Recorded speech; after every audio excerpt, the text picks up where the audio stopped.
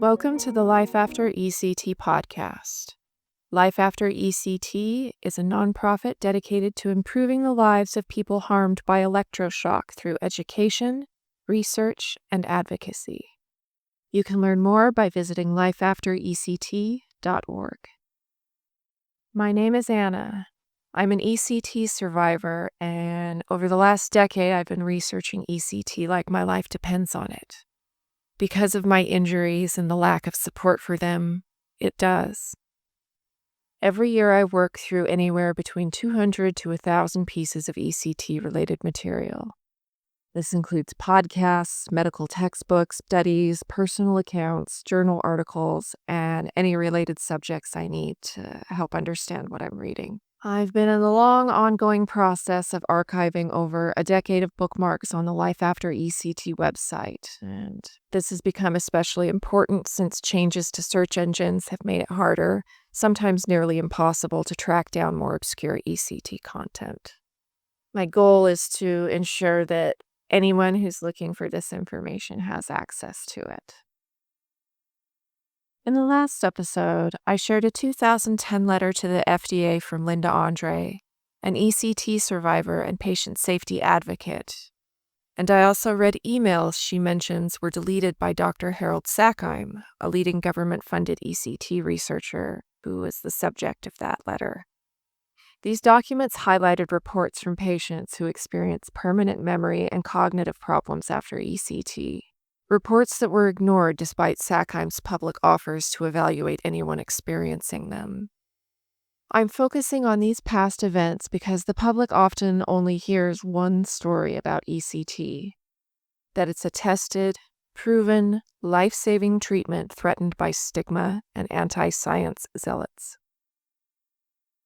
But when you shine a light anywhere in ECT's history, you'll find a graveyard of unresolved questions, controversies, and countless ruined lives. You'll also find the same cast of characters who have shaped this industry, Harold Sackheim being one of them. And a disturbing pattern that runs through it all: patients reporting serious, lasting side effects are often not believed. I'm one of them. This is one of many stops on my journey to understand ECT's history and how I got tangled up in it. And it sets the stage for today's episode, which explores why harmed ECT patients aren't believed. A reminder, this is for educational purposes only. I'm not a medical professional, and nothing here I say should be taken as medical advice. I'm simply sharing my understanding of the public record and other published works on the topic. In her book, Doctors of Deception, Linda Andre describes how the industry entered what she calls the public relations era. She writes, "The ECT industry entered the public relations era in 1972. At that point, the industry committed itself to a strategy to which it has held fast ever since. It made the decision to act as if ECT had been proven safe and effective. In effect, its power and credibility would serve as collateral against the fact that a thorough and unbiased scientific investigation had never taken place, and against the words of innumerable ECT patients. As its numbers and influence grew over the decades, its collateral would be more than sufficient. In other words, instead of proving ECT's safety with strong evidence, leaders acted as though it had already been settled. Authority and reputation were used in place of scientific proof, and it was the word of credentialed doctors against the word of mental patients." A warning from a neurologist. Andre also quotes the neurologist Robert Grimm, who she says summed up the problem with striking accuracy. In a statement to the APA Task Force on ECT on May 7, 1976, later published in Leonard Roy Frank's book, The History of Shock Treatment, Grimm wrote, "There is sufficient information from both past studies and current electrophysiologic techniques to suggest that to one degree or another, organic damage to the brain occurs with ECT. I am keenly aware of the generally poor quality of clinical studies in ECT, as well as the fact that there have been no modern attempts to establish the nature of such defects in either humans or experimental animals. The argument over memory loss and intellectual decline remains intense. More, it seems a matter of preconceived notions and unskilled testing techniques than scientific agreement. As psychiatrists generally will not accept the statements of patients of these alleged losses, the issue continues to be a dangerous one and a source of considerable irritation. If it should turn out that ECT clearly does cause brain damage, then the public may well suspect that the protestations of psychiatrists to the contrary were an effort either to conceal an unacceptable idea or, in some flagrant situations, a venal spirit. I was unsure what venal meant, so I looked it up, and according to Britannica.com, venal means willing to do dishonest things in return for money. So, put simply, Grimm's point was that the evidence suggested ECT might cause brain damage, but the studies weren't good enough to answer that question. Patients were reporting serious memory loss, but psychiatrists often didn't believe them. And he warned that if brain damage were ever proven, the public might think psychiatry had been covering it up all along. Andre also cites reporting from Psychiatric News on July 2, 1976. That article summarized the APA task force hearings this way. Psychiatrists vigorously endorsed the therapy as a valuable component in the therapeutic armamentarium and opposed efforts by legislatures, courts, or APA to regulate or provide guidelines for its use.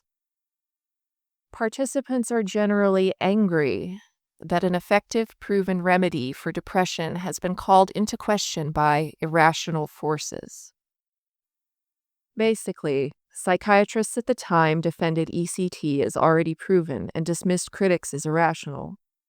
Rather than welcoming oversight, they resisted regulation and focused on preserving the treatment's image. The public relations era of ECT is one of many stops on my journey to understand why harmed ECT patients aren't believed. And we can see this isn't a new problem. It goes back decades. Patients spoke up about memory loss and brain damage for as long as ECT has existed. But instead of really investigating, the industry focused on protecting ECT's image. We saw how it got rebranded as a treatment with no brain damage and marketed it as new and improved, even as doctors like Robert Grimm were warning otherwise. And we saw how this story was shaped by researchers with serious conflicts of interest. Taken together, these quotes and events reveal a clear pattern. Instead of fully investigating patient concerns through science, the field often leaned into public relations strategies instead. Andre argued that things could have gone differently, that the industry could have chosen transparency and rigorous study. But it didn't. The result is a history full of unresolved questions about safety, oversight, and regulation, and the harmed patients caught in between. Patient voices that do not praise ECT are attacked, maligned, or ignored, while success stories take center stage. Anyone who dares raise concerns is shamed and attacked as someone stigmatizing depressed people. Circling back to the Sackheim emails, I had my first ECT treatment in 2001, right around the time the hearings that led to Sackheim's announcement about the evaluations came out. Back then, I had no idea how many others were living with the same losses, or that peers were fighting just to get tested.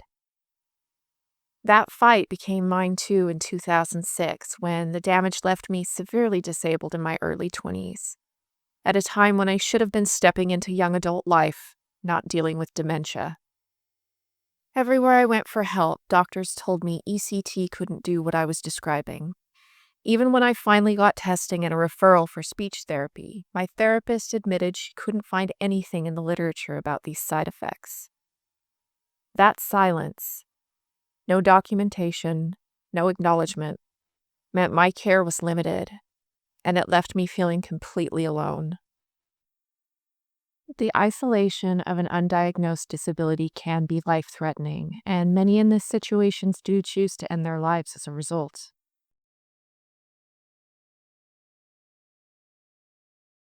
I was also at risk of this. Reading Linda Andre's book changed that for me. At first, I thought maybe the doctors who dismissed me were just ignorant.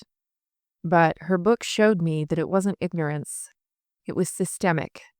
Beneath the positive marketing was a deliberate denial of patient harm, spanning decades. I realized I wasn't an outlier with impossible side effects. I was just one drop in an ocean of people whose lives have been shattered by this treatment. And we're going to hear from more of those people today. Okay, the first email. Harold Sackheim, I'm responding to your request to evaluate people who have experienced adverse cognitive effects from both ECTs and MECTs. I have had several series of ECTs and am presently on MECTs. I think they mean maintenance ECT treatments. From my initial treatment, I am unable to remember the time frame of September 2002 to July 2003. I also find it very difficult to remember individuals' names, street addresses, city names, and driving directions. At times, I am at a loss for the correct vocabulary term for sentence usage. In addition to these adverse cognitive effects, I find myself forgetting what I just said to an individual. I am interested in taking you up on your offer of setting up an appointment for an evaluation. Thank you for your time, and I do look forward to hearing from you. Next email. I have had ECTs, total of 30. The last one was in 1997. Within a week, I began having severe, intractable headaches. I could not function. These headaches were daily and still remain so. Some days are not as bad as others, but it has had a severe effect on my life. I originally went to the doctor for the headaches, and they did a CT and an MRI which showed nothing, so I started on Lortab. This continued daily for the next few years before hitting bottom and realizing I was addicted to the pain meds. I had to go through rehab for the addiction then. I still have severe headaches, but now I cannot receive anything for the pain because now I am, quote, an addict. So I get to just suffer. Now the other problem, of course, is the memory loss. I was led to believe that it would be short-term, but it has only gotten progressively worse with time. I honestly do not believe I could live on my own. I'm dangerous at times. I really wonder if it could be the starting of Alzheimer's disease. I really am not okay. Most of the time the memory loss is just embarrassing, but others, when I leave the eye on the stove or something like that, it is not okay. My husband has had to take over paying the bills. I would love to know if anything could be done to reverse the damage that has been done, or at least keep it from getting worse. My quality of life isn't really worth it anymore. Next email. I wanted to let you know that between April through December 2000, I had a series of 21 ECT treatments. I have lost much of my memory for the 90s. If you would contact me, I would be happy to share my experiences with you. Next email. Greetings, Dr. Sackheim. I'm writing to formally request the ECT evaluation that you offered in testimony during public hearings before the New York State Assembly on Friday, May 18th. It is my understanding from testimony submitted at those hearings that you are the recipient of 20 years of exclusive government grant funding that is paid for your extensive research of the adverse effects of ECT. I am a mental health consumer who has received a series of ECT treatments in June of 2008, and, as such, I am a candidate to participate in your study. I'm following up with a certified letter stating my request mailed to your office and enclosing my contact information both here and in my written request. I am enclosing your quoted invitation from that hearing, and I await your response to my request. Next email. I read that you are studying the adverse memory effects of ECT treatments. I am a survivor of 18 treatments from the spring of last year and continue to have memory and thought difficulties. If you're still interested in studying survivors, please feel free to contact me. Next email. Dear Dr. Sackheim, I was just reading a link on ECT.org where you said at a conference that you would like to evaluate anyone who has had supposed deleterious effects on memory due to ECT. I offer myself to you for evaluation. I have chunks of memory loss over all facets of my history, and also problems with remembering and categorizing new information. It has almost been a year since my last ECT treatment. I can state without reservation that ECT has saved my life several times, and I'm very interested to learn if I am the only one or if there are others like me. I would like to help in your study. Thanks for your time. Next email. Hello. I understand that you evaluate patients who have received ECT treatments, especially with regard to perceived permanent side effects. I received shock treatments in April 2005, and my memory and cognition have not seemed the same since. Perhaps there are other factors, but I always trace it back to the ECTs.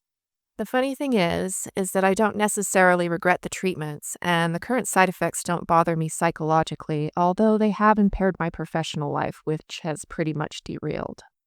I would like to be involved in any comprehensive study if possible. Thank you. Next email. I am told, 12 ECT treatments this past August, and I am responding to your request to evaluate people who have experienced adverse cognitive effects. I am asking for an appointment for an evaluation. I am a 58-year-old woman who finds it difficult to remember how to tie my shoes, let alone do any cognitive venture, like balancing a checkbook, requiring several trips back to the house for purse, sunglasses, keys, etc. to go anywhere. I get lost every trip to and from my therapist that I have been seeing weekly, and more of the same brain functioning loss. I await your reply for my evaluation and all it entails. Next email. Dear Dr. Sackheim, I had ECT and I'm requesting to be evaluated for your study. I live in Massachusetts, but I am very willing to travel to your office. I have none of my memory during my ECT treatments. I'm willing to get the doctor records or whatever you need. I'm pleading with you. I would like to understand exactly what happened to my brain. On top of that, the doctor who did the treatments told me memory wouldn't be affected. I'm very upset with losing that year of my life.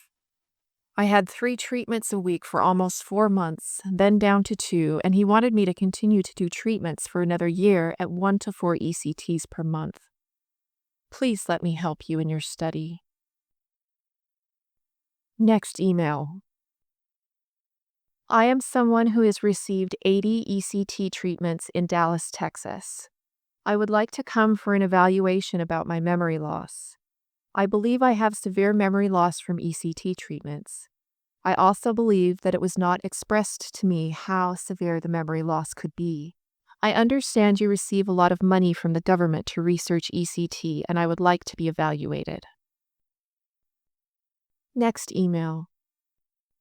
Dear Dr. Sackheim, I recently learned of your study on the memory effects of ECT, and I would like to participate if you are still seeking study subjects. Over the past 14 months or so, I have received over 40 ECTs and have had memory loss, which has interfered with my ability to return to work, among other things. My memory has definitely improved over time, but the deficits continue to affect my daily life. I'm interested to learn more about your study. Next email.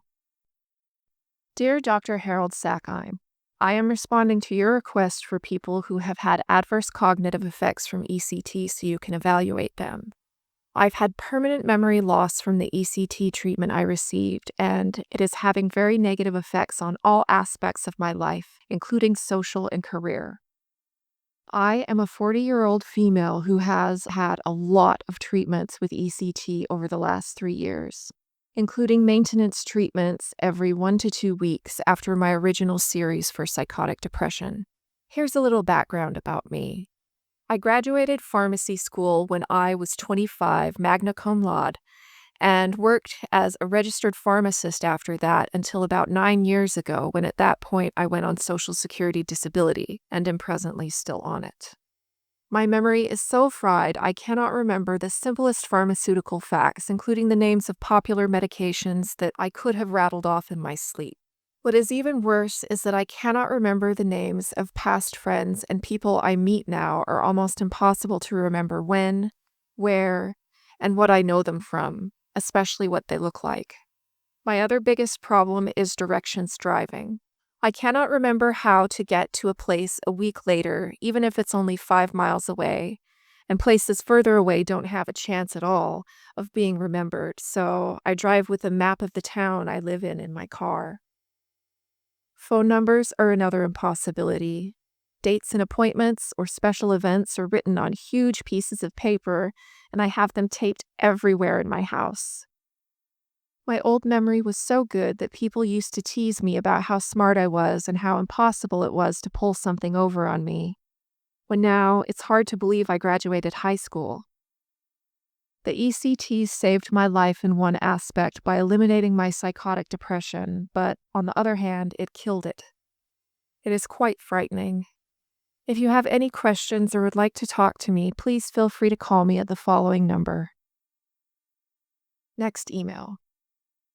Absolutely, ECT is brain damaging. Almost 3 years ago, I had 3 months of ECT 3 times a week, 1 month twice a week, and then 1 month once a week. I am not the same person. Depression was relieved for a brief period, only to return worse than ever, and I believe I have lost a point or two from my IQ. Insignificant events in my life, as well as major ones, have been erased from my memory, both short and long term. There is no pattern. Tasks I used to be able to do by rote, preparing a favorite recipe, for example, I cannot do. I'm always searching for the correct words to express myself, as it seems my vocabulary and reading skills are now below what they were when I graduated from high school. I am still easily confused and struggle to concentrate on all but the simplest problem solving. And the sorriest part of all of this is that I used to be a very detailed-oriented person, very well equipped to handle clerical duties that involved patience, concentration, and attention to detail. Even this letter, however well it may appear to be read, was difficult and time-consuming to compose. ECT should be banned. It is as dangerous as lobotomy. If there were a class action lawsuit going on anywhere concerning this procedure, I sure would love to know about it. Next email. Dear Dr. Sackheim, I'm responding to your request for research subjects who have experienced adverse effects from ECT. I certainly did. I received ECT in 1972 at the insistence of my parents' recommended psychiatrist. I had complained of symptoms of depression and was given 10 sessions of ECT. The medications I had been prescribed were contraindicated for depression, and none of the available tricyclic antidepressants were tried with me before the ECT decision was reached. I was not informed of the potential adverse effects of ECT. Following my ECT sessions, there were 2 significant adverse events. First, there was and still is a complete memory blackout of the 3-month period prior to my receiving ECT. When I returned to college, people who had become acquainted with me during the previous 3 months would say hello and call me by name. I had no recollection of ever meeting them and still do not.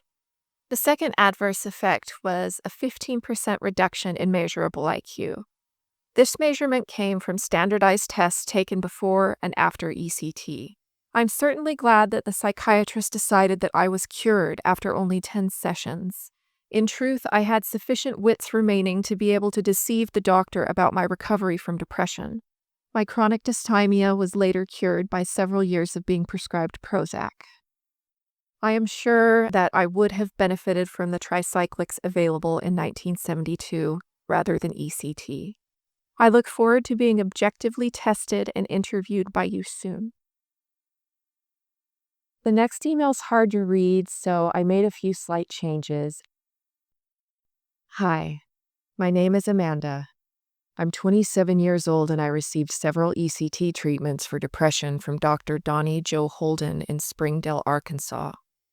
I decided to get the treatments because I felt like I had tried every antidepressant out there and none of them worked. Now I have a lot of memory loss. My husband tells me about things we've done together, movies we've seen, places we've eaten, things I used to cook, and I have no memory of any of it. I've also noticed that my personality is just gone. I feel nothing. It's been hard to feel moved by anything. I have a hard time identifying my own feelings. I'm definitely a lot slower now. My husband believes that ECT did a lot of memory damage, and it upsets him that I can't remember things. I feel stupid now. I have trouble concentrating. I don't feel like getting out to do much of anything. I work full-time, and I also have a 3-year-old son who takes up most of my time. I've gone back on medications, Effexor and Seroquel, because I was getting irritable, and I have a lot of past trauma. Years of abuse, drugs, alcohol, sexual, physical, psychological abuse. This all happened more than 6 years ago. They gave me Effexor for depression and Seroquel for the flashbacks and nightmares. I actually thought that ECT could help me forget those traumatic things, but instead I forgot the good parts of my life. I feel like a lost person, knowing what I want to do and say, but unable to control my mind from doing the opposite. I definitely don't think before I act. The ECT made everything much worse. It affects my work, too. I'm a receptionist, so it's important that I remember things when I answer the phone. Sometimes if I don't write something down, I'll forget it right away. I forget people's names constantly. My family isn't wealthy, so my therapy options have been limited to deal with these past issues. There's help out there, I need it. Please, if you can help me get myself back, or just help me remember who that person even was. I'm only 27 years old. There's gotta be hope. That's the last email I'll read for this episode. Working on this series has really made me wonder, what happened to each of these people who reached out to Sackheim for help? And what kills me is how much all of their lives could have been improved with rehabilitation and assistive technology. But the biggest barrier to these resources? Well, first you have to be believed. Before I wrap up, I want to point out other ways psychiatry continues to stand in the way of testing for ECT patients like us on a large scale. In 2016, the FDA had a chance to require mandatory neuropsychological testing for ECT patients.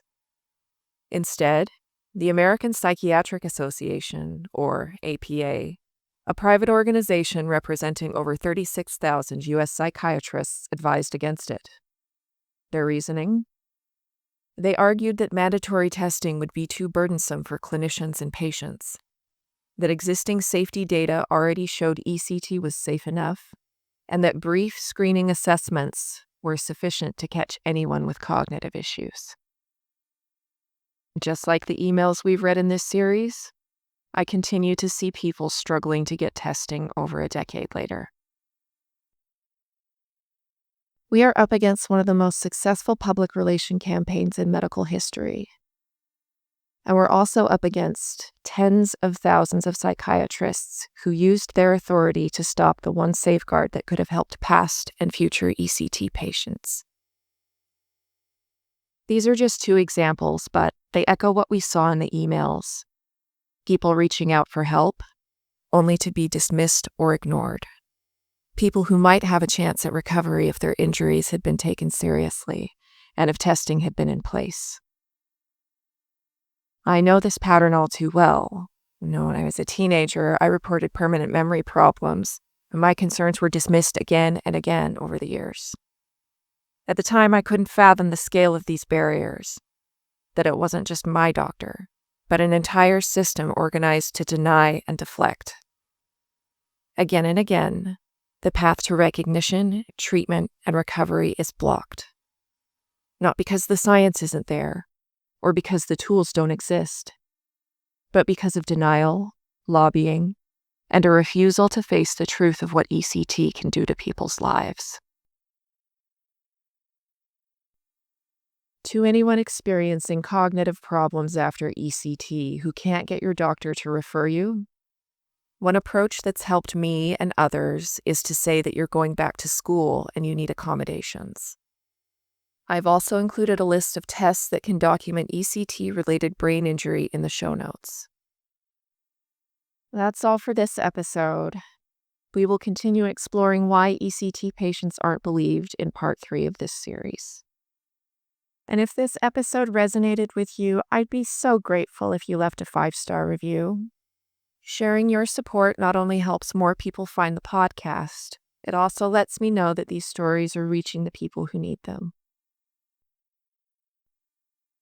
Thank you for tuning in to the Life After ECT podcast. If you'd like to learn more about what we do and how you can support our work, please visit lifeafterect.org. Thank you.